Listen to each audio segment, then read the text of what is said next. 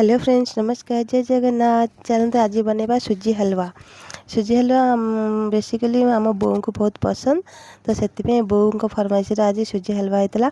तो देखो कड़े बचे कड़े गरम कर सारापर कौन कली ना गुआ घी देदेली।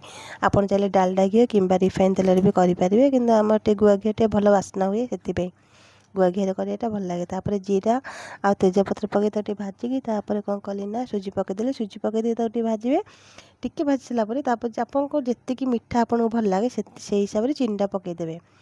चीनी पकईदे भल से भाजे, एमती भाजे जमती मैंने जमा रही पूरा सेमती भाजुथे भाजी चल जाते। देखो मो झी भी तादे आसला हारी कहला मामा चल वीडियो करदे टे सी भी आसला हारी वीडियो देखो मुझे पूरा भाजी भाजी पूरा भल से लाल करदे।